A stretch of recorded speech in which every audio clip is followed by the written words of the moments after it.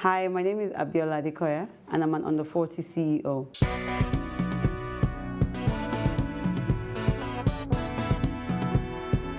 African Renaissance. The concept that the African people and nations shall overcome the current challenges confronting the continent and achieve cultural, scientific, and economic renewal is here, with young men and women taking the lead. Some call them the new school heroes. We call them under 40 CEOs. Abiola Adekoya's endorsements on LinkedIn will pretty much tell you what she's about. Investment banking, financial modeling, fixed income, corporate finance, capital markets, and financial markets rank highest on her list of endorsements. A graduate of economics from the University of Lagos, Abiola would later attend the Lagos Business School for her master's degree in business administration. She has risen through the ranks from being a banking officer at Access Bank to becoming the managing director of FBN Securities by 2013. Today, Abiola is the CEO of Rand Merchant Bank Stockbrokers Nigeria Limited, a subsidiary of First Rand Group, arguably the largest financial services firm on the African continent. All right, welcome to Under 40 CEOs, Biola. Thank you very much, Fabs. Thanks for having me. All right, Biola, you attended the University of Lagos where you got your bachelor's degree in economics. Yes. And then subsequently you went to the Lagos Business School. Yes. Where you got your MBA. Yes. Now tell me about growing up in Lagos and also what informed those academic choices. So growing up in Lagos was fantastic. I had a fantastic upbringing. I had the pleasure of actually growing up in University of Lagos, which is a very academic environment to grow up in. And one of the good things about that was that at a very young age, I was surrounded with a lot of scholars around me, professors. So most of my friends were, children of professors who, we sort of had the same academic outlook to life. In terms of what define my academic choices, my parents would have loved for me to do medicine. I promise you, they were really keen. They're like, oh my God, you're going to be a doctor. But unfortunately, biology and I just didn't, get along really well. So I decided to just go for something in the social sciences and, studied economics. And it's pretty been, it's pretty been that area where I've, sort of focused my career in for the most part. So while in University of Lagos, after doing economics, I just thought, you know what, economics is a very sort of versatile course to study. I thought it would be best to sort of add a layer of another degree, to that. So I then did the this exam for the Stockbroking Institute in Nigeria. Wow. And qualified. And so that has pretty much been where I've found myself in the last 10 years. Wow. So you've pretty much been in Lagos all the while. I have been. In a country where the trend is, go study abroad, and then why did you not explore that option? Honestly, I tried to study abroad, but one of the things that was, important to me was the quality of education. So while studying abroad was something that I wanted to do, I just thought, okay, we had Lagos Business School here, and and I thought, what better way to learn about how to be successful in Nigeria than in an institution which has been successful in training and in sort of, in raising, entrepreneurs, and also, nurturing and developing, management executives. And I thought, okay, Lagos Business School would, offer me that opportunity to, learn local, scenarios, but, offer it a global solution. So I thought, I would go to Lagos Business School. And honestly, it was a fantastic experience. Okay, now you referred to the past 10 years earlier, but we found that there's no record, career-wise, of what you were up to between the years 1998, when you graduated from the University of Lagos, to 2005, I believe, when you got the job at Access Bank. What were you up to in that time? Okay, so I was in banking. I've always been in banking. In fact, I cut my teeth in the banking world. I started off at the, I did my NYSC at Chartered Bank, and I had the pleasure of working in Standard Trust Bank. I admire Tony Lumelu very much, and really where I learned, how to be a very sort of passionate and sort of tenacious financial services expert. I at a very young age then, we used to sort of had to face clients, had to build relationships. I learned very quickly how to sort of, build a brand, how to establish myself as a brand, and it's one of the things that has really helped me in my future endeavors. So I left STB, and I then, a bit of adversity there where, I was out of a job for like a month. But again, I think one of the things that taught me is that things happen to you, but it's how you pick yourself up that matters. And I found myself in Marina Bank, where I learned a lot about, credit and marketing. And, so pretty much banking focus was, where my foray was in the first 8 years of my career. You were out of a job. Yes, I was. Did you lose your job, or did your job lose you? Well, it depends on how you look at it. I think, after meeting the CEO of the firm a couple of years later, I think my job lost me. Even though then it was like as if I lost it, but they lost me. And but I think it's one of the things that people face nowadays. I mean, it's going on currently in the financial services sector. But I think for me, what adversity teaches is that you can pick yourself up, and it's not the end of the world. You need to just sort of roll with the punches and make the best of it, and that's what I did. This is Under 40 CEOs. Now, today you're the CEO of Rand Merchant Bank, Nigeria Stockbrokers. Yeah. And in 2013, you were the MD of FBN Securities, which is a subsidiary of a major bank. That's First Bank of Nigeria. Now, when you were leaving school in 1998, had you projected that by 2013 you'd be the MD of such a large corporation? And if yes, what was your strategy? Okay, so I'm someone that sets goals. I set goals for myself in every area of my life. I think my goals became more clear to me by the first 2 years of my working career. I'd made up my mind that I had certain milestones that I thought I wanted to reach. So at some point in time, I knew that I wanted to be a senior member of management. Another point, I knew that I wanted to run a business. Another point, I knew that I wanted to sort of establish a business, or be part of building and growing a business. And I think my career has sort of shown that track record. So did I think I was going to be the MD of a company like FBN Securities then? I wasn't sure what MD I was going to become, but I knew I was going to become an MD of some company. Okay. I sort of walked myself to that place. I approached every job as an entrepreneur. Every job that I've always worked in, I've always approached it as if it was mine. I took on the challenge like, I need this needs to succeed. If my name is on this job, that's my brand. People must know that I was in this job. They must feel my impact. I believe in building people. I believe in mentoring people. I believe in being the biggest cheerleader that anyone can have. And that's how I feel like, my success has come about, is by virtue of those things, focusing on the people as opposed to focusing on the job. You just mentioned success. What does success mean to you? I think success for me is defined as when I set goals for myself and I'm able to achieve those goals. For me, that's success. Okay. So it doesn't matter what those goals are. It doesn't matter. It's not monetary for me. It's really about the goals, because I feel like goals in itself bring about the financial gains that you would expect. They usually come along with some sort of financial gains. So for me, success is when I look at myself and I say, I've achieved this so far and I'm grateful to God. So success for me was getting the FBN Securities job. I was very happy about that. And more success for me was being able to be a part of RMB, my current employer. And I'm very grateful to that, because they trusted me with the mandate of building the business for them. Tell me about R&B Stockbrokers Nigeria, the business structure in relation to the First Rand Group. So First Rand is one of the largest financial services groups in Africa, with a balance sheet size of over $60 billion, market cap in excess of $20 billion, one of the most profitable by way of return on equity to shareholders at over about 25%. And, with many, businesses, within its portfolio. The most notable one is First Rand the bank. It's a commercial bank in South Africa. Okay. And we also have Rand Merchant Bank, Bank, which is an investment bank, and you know, that's also based in South Africa. But now, you know, they're in Nigeria as a fully fledged merchant bank. So RMB has been in Nigeria for the past 12 years.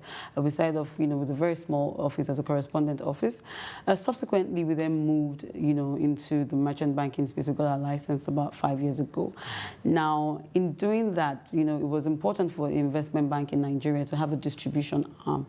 And so that's where, you know, RMB stockbrokers came on board. And so, you know, the business was set up, you know, to add as a distribution platform for the investment bank. And, you know, they came to me and said, listen, Biola, we believe in you. We think you can do this. We want you to come and run, you know, and set up this business for us. And at that point in time, I'm asking myself, okay, you know what am I going to do? Am I ready to set up a business and all of that? And I spoke to a few people. I have a couple of mentors, people that I trust, who have been in my life and have sort of guided my career. And they said, you know what, you can do this. You know, go for it. And I did, and I would say it's been a fantastic experience. The support I get from the RMB group has been, you know, quite reassuring. You know, they're committed to making the business successful in Nigeria. And, you know, and I'm very proud to be a member of the group. Okay, now the capital markets, that's where you're playing. Yes. And it's been said that the capital markets is experiencing its most challenging season yet. You know, how are you and your firm navigating these tough times? You would think that when times are tough, you know, you would run away from a situation. But Yoruba people would have an adage that says that it is when things are tough that you find the strong men. So I dare say RMB is a strong bank. And the challenge in, you know, macro situation is not new. We've had this situation before, 08, 09, where we were, you know, we had the same sort of macro challenges, which we're somewhat experiencing now. We're doing a bit different, but again, it's still the same macro challenges. You know, I think the key thing in this sort of space is, at this period, is that you need to be innovative. You need to remain in the face of your clients. You need to constantly, you know, be in the face of the clients, talking to them. You need to explain what's going on to them. Because the reality is that the clients understand what's going on, but they want to know that they have a partner in you that, you know, that is able to guide them through this process. And that's what we've been able to do. We've been standing by our clients. We've been offering them innovative products and services. We've been, you know, providing them with all the information. And because at the end of the day, we believe that Nigeria is one of the biggest economies in Africa, and there is nowhere else for us to go but to get, you know, for us to grow and continue to develop. For us, in spite of what's going on, we are of the belief that, you know, there is, you know, light at the end of this tunnel. This is Under 40 CEOs. A confident leader whose leadership style varies and who knows her failings. Abiola's rise may have been punctuated by the loss of a job many years ago, but that didn't deter her ambition and drive. We know she's only just getting started, but how does this lady unwind? And does she have any guilty pleasures we should know about? I seek to find out. So, I mean, you were tasked with building RMB Stockbrokers Nigeria from scratch. Yeah. Now, what critical lessons have you learned and can share, you know, on building, you know, a profitable business and keeping it profitable? I'm a kind of person where I'm very passionate and I'm used to getting things done very quickly. So in this job, I've learned patience because there's a lot of moving parts to setting up a business. So you need to focus on the people. You need to focus on infrastructure. You need to focus on your business plan, on your setup, on your strategy. You need to focus on even the regulators. So those are many parts where you probably don't have control over all of them at any one point in time. You maybe have control over one or two at any point in time. So you need to be patient. Another thing is you need to believe that you have what it takes to do it. There will be times when things won't go the way you want it to go, but that belief in yourself is what will keep you going on. And another thing I feel like is also important is that you need to have around you a strong support system. So, you know, luckily I have that within my group. I have my boss is a good, you know, measure of support for me. The directors that I work with also offer me good support. But even outside of work, I have good friends, you know, mentors who sort of, you know, tell me you can do it, you can make it work. And I think that's important for any entrepreneur. In terms of being profitable, you need to keep your eye on a few key things. I'm going to go a bit financial in this space. You need to focus on the costs. What are the cost implications of what you're doing?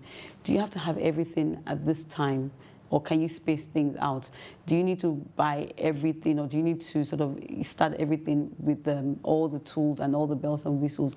Or can you make do with one bell or one whistle? So those are things that are important, I think, for any entrepreneur. You can't have everything you want at the start, but you must be able to improvise. And it also helps you when you're hiring people. Do you want to hire one person who is good at one thing, or you want to hire one person who can do multitask? So tell me, what are those key challenges that you've had to overcome, to make the strides that you've made so far? I think one of the key challenges I've had to overcome is that, like I mentioned, I'm a very passionate person. And because I'm passionate, sometimes there's a tendency to want to get things done very quickly. And one of the things I've realized is that processes are there for a reason. And so I've had to learn to respect processes. I've always respected them, but I've had to learn, I've had a better appreciation for them and understanding that there's a reason why they're there. And I've realized that particularly if you're trying to make something work for the first time, you need to sort of go through all those processes, because there's, the checks that it gives you means that you can avoid errors in future. You can avoid costly mistakes in future. I think another challenge that I would say that I've had to overcome is also people. Managing people is one of the most fascinating things, I would say any entrepreneur has to deal with. And it's not really managing them in terms of the quality of the skill that they have. No, it's just managing to get what you want. Sometimes that process, if you don't manage it well, what you would take 5 minutes to get may take longer to get, just because you haven't understood the person, or you haven't learned, to understand the language that person speaks. Even in business is important. All right, talking about managing people, what's your leadership style? My leadership style, it varies, it depends on the situation. As a trader, which is where I've spent most of my stockbroking career, I'm very decisive when I'm on the trading, in the trading room or trading floor. Because again, as a trader, you have to be decisive. The facts in front of you, are what they are. It's not going to change as time moves. In fact, as time moves, those facts become, obsolete, because, events have overtaken them. So you pretty much have to sort of decide, am I buying, am I selling, or am I doing nothing? And also, clients rely on your judgment. So it's a skill that I've had to pick up. Being a trader, I have to be very decisive while I'm on the trading floor. Now, away from the trading floor, I'm a bit more democratic. I actually like to consult with my team a lot. I like to listen to them.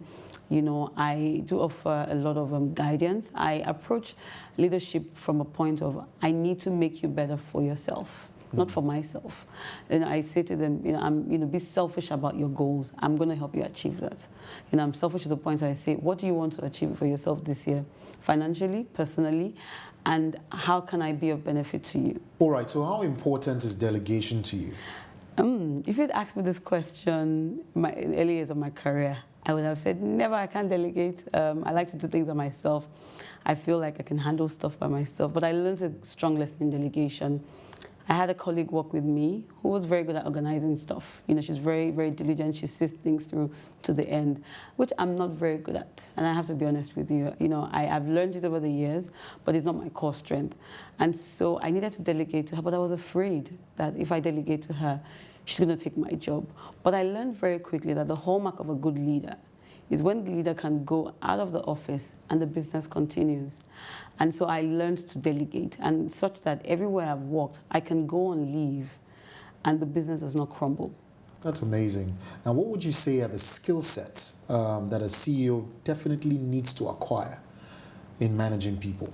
Understand yourself, know yourself. What are your strengths? What are your weaknesses? What are the things that are important to you? Are you detail-oriented? So if you're a leader that, for example, like I said, I'm passionate, but means that I may just focus on the big picture.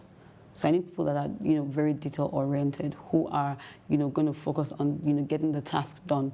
So and I deal with them along those lines. I'm like, listen, I need to know what's going on. What are these tasks? How do we need to go about? This is what I'm thinking. What do you think we can do to get this task done? And so because I know who I am to an extent, because you can never know yourself fully, it helps me to know how to deal better with the people that work with me. Okay, cool. So what values would you say are important to you and your firm? Increasingly in Nigeria, integrity has become something that we need to be conscious of.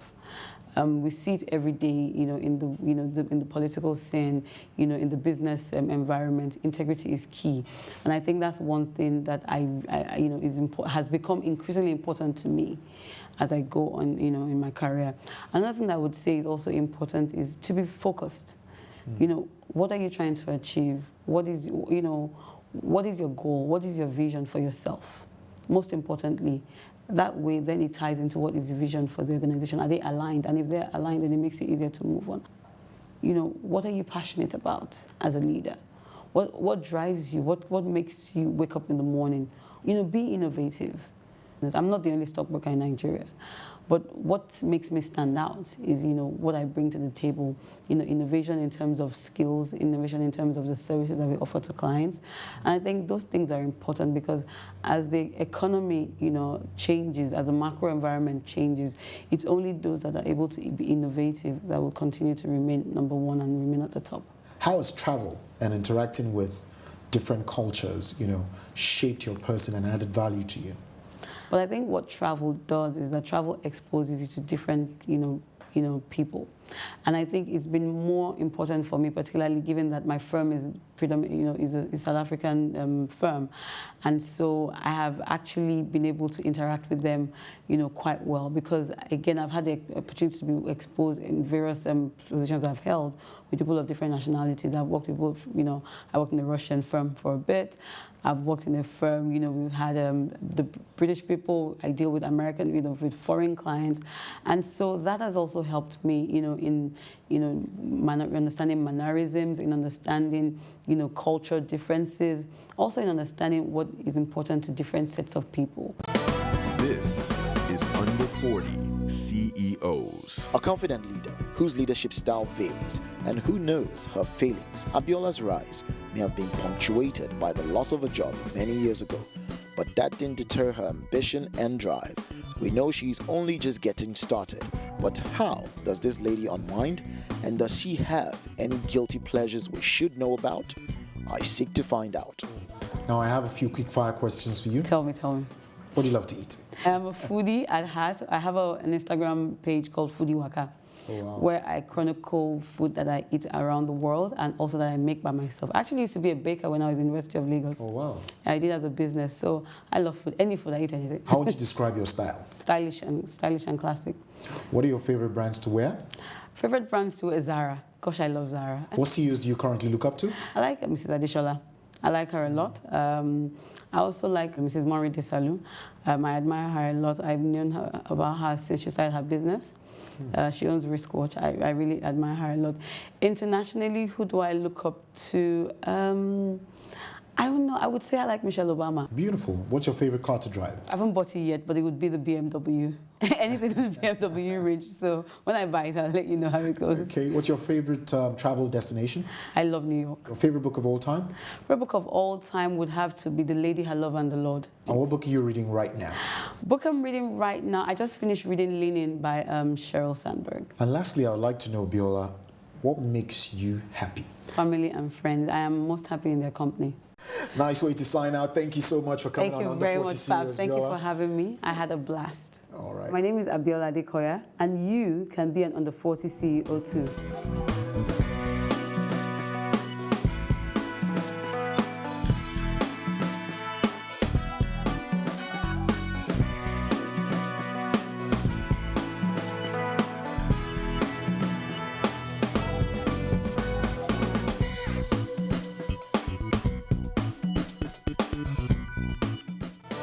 This is Under 40 CEOs.